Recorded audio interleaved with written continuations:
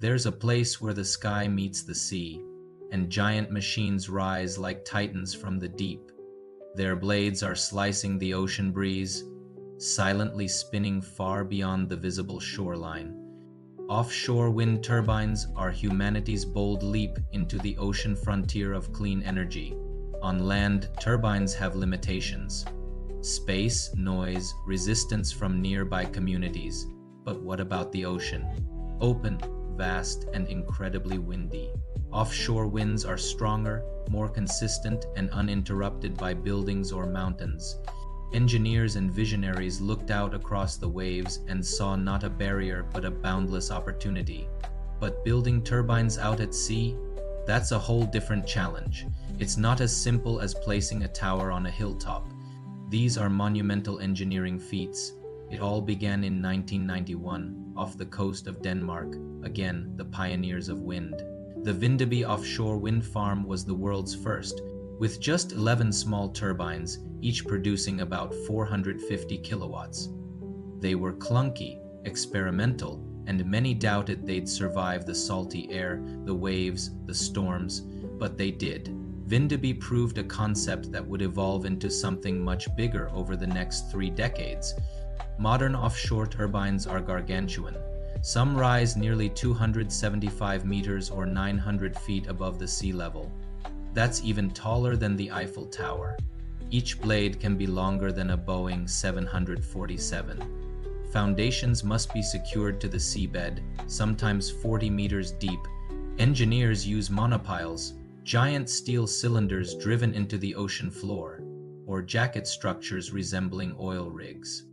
And then there's the logistics, assembling turbines on floating barges, using ships the size of skyscrapers, coordinating everything from specialized ports. It's like building cathedrals in the sea. But what happens when the seabed is too deep for foundations? Welcome to the world of floating wind turbines.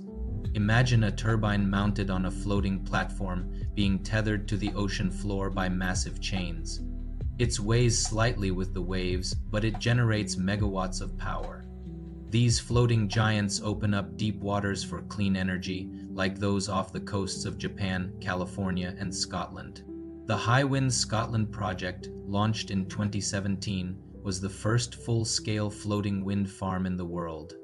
Offshore wind farms can power entire cities. The Hornsea project in the UK, for instance, is the largest in the world with over 1.3 gigawatts of capacity. That's enough to power more than 1 million homes, and it's not stopping there. Bigger farms, taller turbines, smarter blades, all turning with the rhythm of the sea. Of course, nothing is without consequence. Offshore construction affects marine ecosystems. But careful planning, marine monitoring, and technology have helped reduce harm.